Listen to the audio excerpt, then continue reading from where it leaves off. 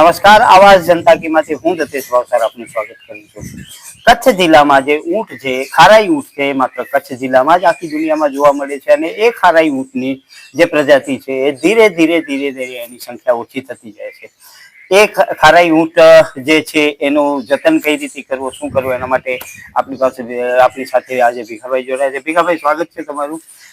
ભીખાભાઈ, કેટલાક ઊંટ તમારી પાસે છે અત્યારે? મારી પાસે ઊંટ અત્યારે 100 ઉપર છે। અચ્છા। ને બીજા મારા ભાઈઓના એમના બધાને છે ને તકેલને જતના છે। બરોબર છે। હવે 450 જેવા 500 જંગી ગામ ને ઓકે। હવે ભીખાભાઈ, સૌથી મોટો પ્રશ્ન એ છે કે હવે ઊંટના ચરિયાણ વધ્યા નથી, જે ચેરિયા ખાય, મેંગ્રુવ્સ ખાતા હોય છે, અહીંયા કને રહ્યા નથી।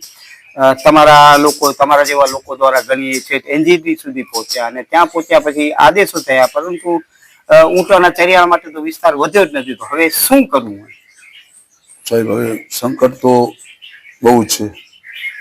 એને જે ચરિયાણો છે એ ચરિયાણો ઉપર હર હંમેશ એટલે હર સાલ મીઠાના અગ્રો વધતા જાય છે। ચેરિયાના જે વન છે ને ચેરિયાની જાળી છે એ ઘટતી જાય છે। ચેરિયાના જાળી ઘટી જાય તો જે ખારાઈ ઊંટને જે મેન ખોરાક છે એ એક ચેરિયા છે।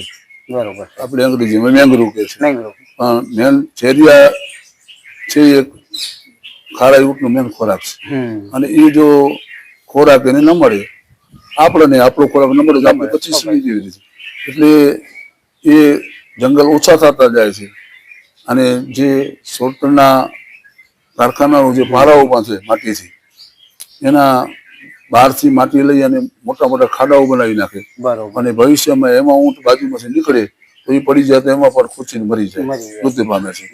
અને ચરિયાણ ઘટ થઈ જાય તો પછી ઊંટ ઘટી જાય। બિલકુલ। અને ઊંટ ઘટી જાય તો જે ઊંટ પાલકો છે એનો જે આજીવિકા છે એ જોખમમાં છે અને વ્યવસાયનો જે છે એ ભાંગી પડે।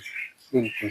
દર્શક મિત્રો, તમે વિચાર કરો કે જે આ સફેદ નમકના કાળા કારોબારીઓ છે એ માત્ર હવે જનતાને જ નહીં પરંતુ વન્યજીવનને પણ કેટલું નુકસાન કરી રહ્યા છે। જે જંગી છે, આંબલિયારા છે, વોંધ છે, એની આસપાસનો વિસ્તાર, જે મુખ્ય કહીએ તો જે ખારાઈ ઊંટ છે એમનો જીવન નિર્વાહનો વિસ્તાર છે, એ વિસ્તારમાંથી સદંતરે મેંગ્રુવ નષ્ટ કરી દેવામાં આવ્યો છે। અને કોણે નષ્ટ કર્યા છે? જે નમકના મોટા મોટા પારાઓ બાંધ્યા છે, જે નમકના પરિવહનો થાય છે, એનામાં એ જે ચેરિયા છે એને ખતમ કરી દેવામાં આવ્યા। અને એનું પરિણામ એ છે કે ભીખાભાઈ જેવા જે માલધારીઓ છે એમના ઊંટ અહીંયાથી 100-150 કિલોમીટર દૂર છારીદંડ વિસ્તારમાં મોકલવા પડે છે, કેમ કે અહીં તો ઊંટના ચરિયાણમાં કઈ વધ્યું જ નથી। તો આ પરિસ્થિતિનું નિર્માણ થાય અને આપણી સરકાર જો ચૂપ બેઠી હોય તો મને એમ છે એ ખૂબ જ મોટો જોખમ ઉભો થાય છે। ભીખાભાઈ, તો હવે ચોમાસું આવશે ત્યારે ફરી તમારા ઊંટ અહીંયા કને આવશે, એનો રસ્તો શું શોધવો? સરકાર પાસે તમારી શું માંગ છે? સરકાર પાસે અમારી એ માંગ છે, જે અમારા દરિયામાં જે જવાના માર્ગો છે ચરિયાણના, એ રસ્તાઓ જે સોલ્ટ વાળા એ બંધ કરી નાખ્યા, બહાર નાખ્યા, એના માટે અમે કલેક્ટરને પણ લખાણ કર્યું હતું, ભાઈ અમારા રસ્તાઓ ખુલ્લા રાખે। બિલકુલ। અને ચોમાસામાં જે દરિયાની બેટ જે હડકાની ખાડી છે એની અંદર જે ચેરિયા છે એમ જ ખાસ એનો ચરિયાણ છે, એટલે ચોમાસાના 4 મહિના ત્યાં પોતાનું એનું જીવન ગુજરાન ચલાવે છે, બરાબર, ચેરિયા ખાઈ। હવે જે ઊંટ છે, આપણે જે આપણું ભોજન છે, અનાજ છે, દાળ છે, કઠોળ છે, એ નથી મળતા તો આપણી હાલત કેવી થાય છે?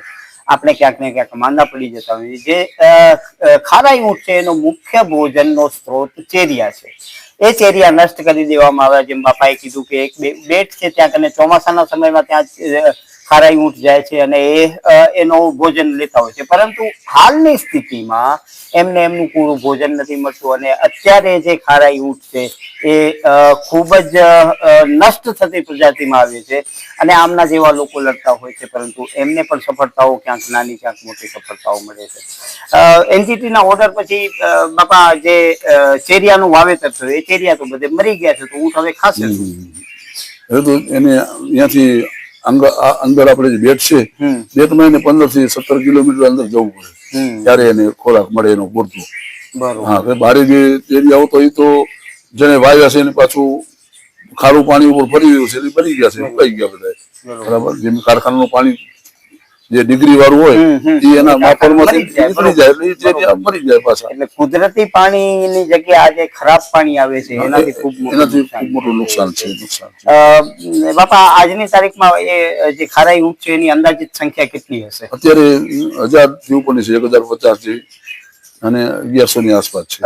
એની સંખ્યામાં વધારો નોંધાય છે કે ઘટાડો? ના, એનો ઘટાડો છે. અમારે જે 2022 જેવા હતા એમાંથી એટલા ઘટી ગયા છે. હવે વિચારો કે અડધા અમુક વર્ષમાં એ ખારાઈ ઊંટની સંખ્યા અડધી થઈ ગઈ છે અને કચ્છના જે આ ખારાઈ ઊંટ છે એક જ માત્ર કચ્છમાં જોવા મળતા હોય છે. એનું સૌથી મોટું પરિણામ એ આવશે કે આવનારા દિવસોમાં કદાચ આપણે જે ખારાઈ ઊંટ છે એને માત્ર ચોપડીઓ, કાગળીઓ અને મોબાઈલ પર જ જોઈ શકશું, પરંતુ જમીન ઉપર જે ખારાઈ ઊંટનો અસ્તિત્વ છે એ ખૂબ જ જોખમમાં મુકાયો છે.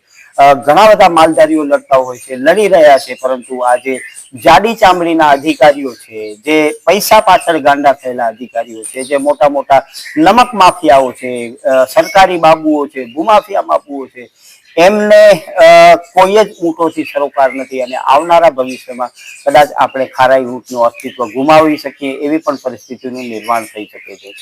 બાપા, ખૂબ ખૂબ આભાર અમારી સાથે વાત કરવા માટે. તો દર્શક મિત્રો, તમે વિચારો કે જેમ હું દર વખતે કહેતો હું છે કે આપણે આપણા અંગત નાના મોટા ફાયદાઓ માટે જે પ્રકૃતિમાં રહેતા લોકો છે, પ્રકૃતિને જે વનસ્પતિઓ છે, પ્રકૃતિમાં જે ઝાડીઓ છે એને નુકસાન કરી રહ્યા છે અને એનું પરિણામ કદાચ આપણે અત્યારે સીધી રીતે નથી દેખાતો, પરંતુ આ ખારાઈ ઊંટ જે છે એ પ્રજાતિ અતિ સંરક્ષિત પ્રજાતિ હોવા છતાં પણ એનો કોઈ જ સંવર્ધન થતું નથી. બીજો એનો નુકસાન એ છે કે આવનારા વર્ષોમાં કદાચ અત્યારે 1000-1100 ની સંખ્યા છે એ સંપૂર્ણ નષ્ટ નાબૂદ થઈ જશે. ત્યારબાદ આગ લાગશે ને ત્યારે સરકારો કુવા ખોદવાની કરશે, પરંતુ અત્યારે પહેલેથી જ એની કોઈ જ વ્યવસ્થા કરવામાં નથી આવી. એનું પરિણામ એ છે કે આવનારા દિવસોમાં કદાચ આપણે ખારાઈ ઊંટનો પણ અસ્તિત્વ સંપૂર્ણ રીતે પૂર્ણ થઈ જશે. નમસ્કાર, આવાજ જનતા કી હું પ્રતીક કૌશલ. તમને અમારી સ્ટોરી સારી લાગે તો લાઈક કરો, સારી ન લાગે તો અમને સૂચન આપો, પરંતુ સબસ્ક્રાઇબ કરજો જરૂર. નમસ્કાર.